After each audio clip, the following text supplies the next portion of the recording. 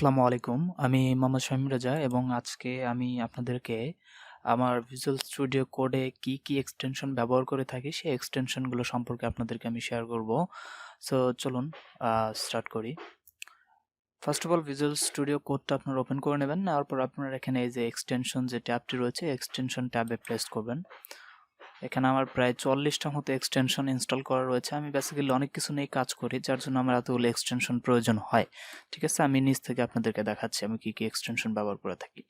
ভিউ.জেএস নিয়ে কাজ করার জন্য আমার ভিউ.এক্স সাজেস্ট এটা ব্যবহার করতে হয়, ভিউ নিয়ে ব্যবহার করতে হবে। এবং ভিউ.জেএস এর যে টেমপ্লেট সিস্টেমটা, সেখানে আসলে ভিউ.জেএস এর এক্সটেনশন হয় ডট ভিউ।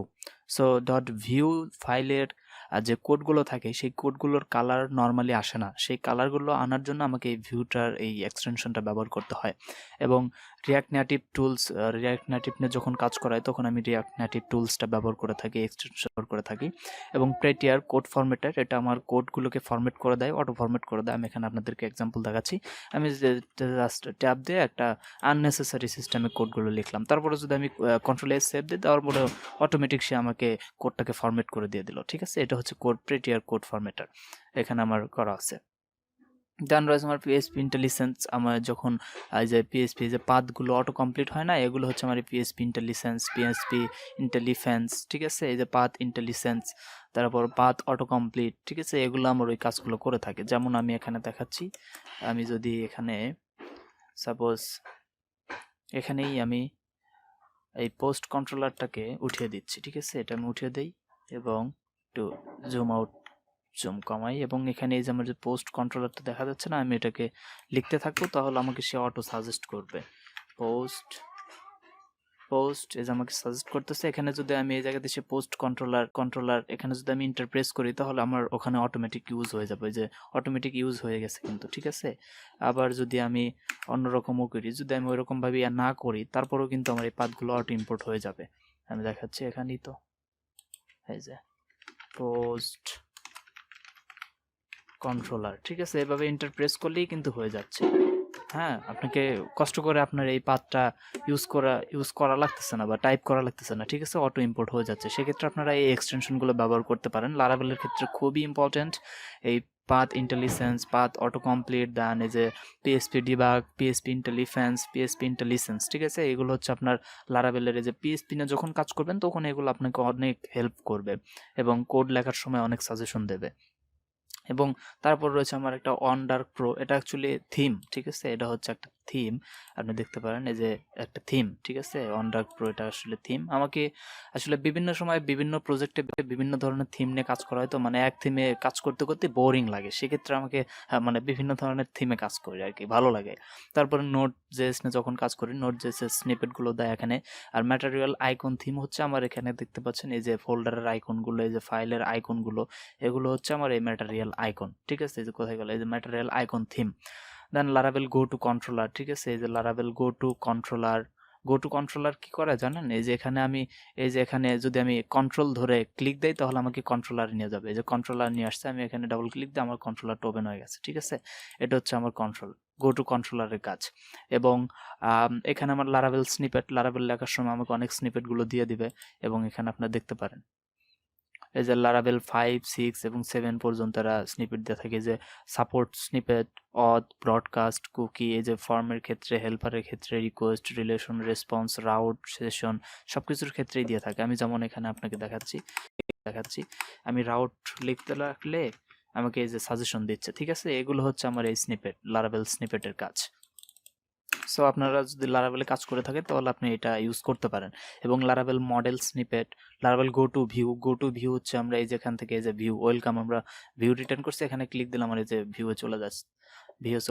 ঠিক আছে, আমাদের ওই রিসোর্স থেকে ওইভাবে যেতে হচ্ছে না। তারপর রয়েছে আপনার লারাভেল গো টু ভিউ, আবারও ইনস্টল করা হয়েছে ডাবল আর কি, সরি।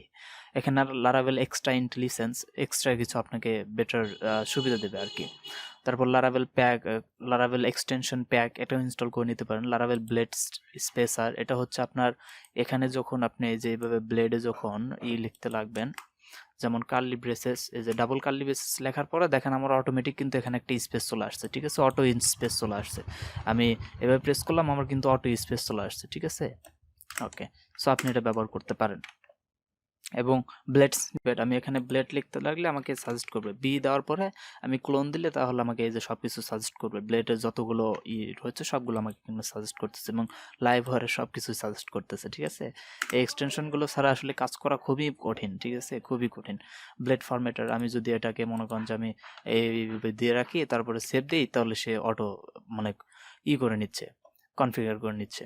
ঠিক আছে, তারপর হচ্ছে আপনার লারাভেল আর্টিসান, এখানে হচ্ছে জেএসএক্স স্নিপেট, রিয়াক্ট নিয়ে যখন কাজ করা হয় তখন জেএসএক্স এলিমেন্ট লেখার জন্য কিছু সাজেশন দিয়ে দেয়। ঠিক আছে, এটা হচ্ছে এরকম। এবং JavaScript ES6 code snippet, intelligence for CSS class name. ঠিক আছে, যখন আপনি নিয়ে বুটস্ট্র্যাপ নিয়ে কাজ করবেন তখন কিন্তু এটা খুবই হেল্প করবে আপনাকে। ঠিক আছে, অটো কমপ্লিশন করে দিবে ক্লাস নেমগুলো। এবং HTML CSS সাপোর্ট, ESLint এটাও কোড ফরম্যাটার। ঠিক আছে, এটা হচ্ছে একটা code formatter. ES7 React Redux GraphQL React Native, এটার জন্য যদি আপনি রিয়াক্ট নিয়ে কাজ করেন তাহলে এই এক্সটেনশনটা মাস্ট বি আপনাকে ইনস্টল করতেই হবে। ঠিক আছে, এই এক্সটেনশন ছাড়া আপনি কাজই করতে পারবেন না। এখানে দেন কত ধরনের সুবিধা, এই যে সব শর্টকাট এই জায়গাতে দেওয়া রয়েছে, দেখতে পাচ্ছেন এখানে সবগুলো শর্টকাটই দেওয়া রয়েছে, অনেক অনেক শর্টকাট দেওয়া রয়েছে। দেন ইলেকট্রনে যখন কাজ করি তখন ইলেকট্রনের স্নিপেটগুলোর প্রয়োজন, তখন এটাতে আমাকে ইলেকট্রনের স্নিপেট করে দিয়ে থাকে। এবং কমিউনিটি ম্যাটেরিয়াল থিম বলেছিলাম আমি আসলে অনেকগুলো থিম ইউজ করে থাকি, তার মধ্যে এগুলো আসলে থিম, এই যে অনেকগুলো থিম রয়েছে এখানে। কমিউনিটি ম্যাটেরিয়াল থিমের অনেকগুলো ভার্সন রয়েছে, এই যে দেখতে পাচ্ছেন। ঠিক আছে, অনেকগুলো ভার্সন, এই যে থিম লাইটার আছে, তারপর আপনার এই কয়েকটা আর কি আছে। সো আমি এটা বেসিক্যালি ইউজ করিনি। এবং কোবাল্ট নেক্সট, এটাও আসলে একটা থিম, এটারও 3টি ভার্সন আছে, এই যে দেখতে পাচ্ছেন। আপনারা চাইলে থিমগুলো ব্যবহার করতে পারেন, থিমগুলো অনেক ভালো। এবং ব্র্যাকেট প্যাডার, ঠিক আছে, ব্র্যাকেট সিলেক্টর, এগুলো হচ্ছে আপনার এই যেখানে ব্র্যাকেটগুলো সিলেক্ট করবে। কোথায় গেল ব্র্যাকেট, এই যে একটা ব্র্যাকেট, এই যে আমি যেটাকে সিলেক্ট করতেছি সেটা সিলেক্ট করতেছে। এবং আমি এখানে ডাবল ব্র্যাকেট আমার অটো কমপ্লিট করে দিতেছে, এই যে একবার প্রেস করলে আমার আর একটা অটো হয়ে যাচ্ছে, আবার আরেকটা প্রেস করলে যে অটো হয়ে যাচ্ছে, এবং মাঝখানে একটা স্পেসও দিচ্ছে। এগুলো হচ্ছে আমার এই এক্সটেনশনগুলোর কাজ। ঠিক আছে, যে ব্র্যাকেট প্যাডার, bracket select, bracket pair colorizer two, এটা ব্র্যাকেটকে যে কালার করে। ঠিক আছে, ব্র্যাকেটকে কালারাইজ করে দেয়, যেমন আপনি যেখানে দেখতে পাচ্ছেন এগুলো। আমার মনে হয় এনেবল করা নেই মনে হয়, যার জন্য কালারগুলো দেখা যাচ্ছে না। এই যে ডিসেবল করা আছে মনে হয়,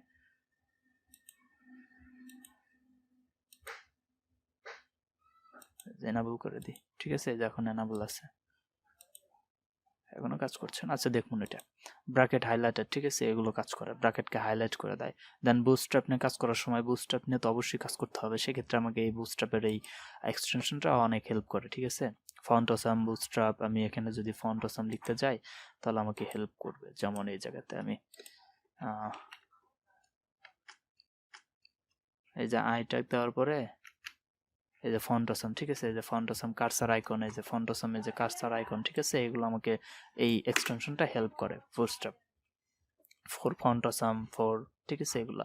আর অটো রিনেম ট্যাগ হচ্ছে আপনি জাস্ট এখানে আমি একটা ট্যাগ লিখে দেখাচ্ছি, H1 H1। ঠিক আছে, এই যে H1 অটো কমপ্লিট হয়ে গেল। তারপর আমি যদি এখানে রিনেম করি তাহলে এখানেও কিন্তু রিনেম হচ্ছে। ঠিক আছে, এটা হচ্ছে অটো রিনেম ট্যাগ, এটাও খুবই কাজে দেয়। ঠিক আছে, এটাও খুবই কাজে দেয়। এবং অটো ক্লোজ ট্যাগ, আমি এই যে HTML এইভাবে লেখার পর আর একটা কিন্তু আমাকে অটো ক্লোজ করে দিয়ে দিল, আমাকে ক্লোজ করতে হচ্ছে না ম্যানুয়ালি। ঠিক আছে, এবং অনেক টাইম সেভ করে দেয় আপনাকে।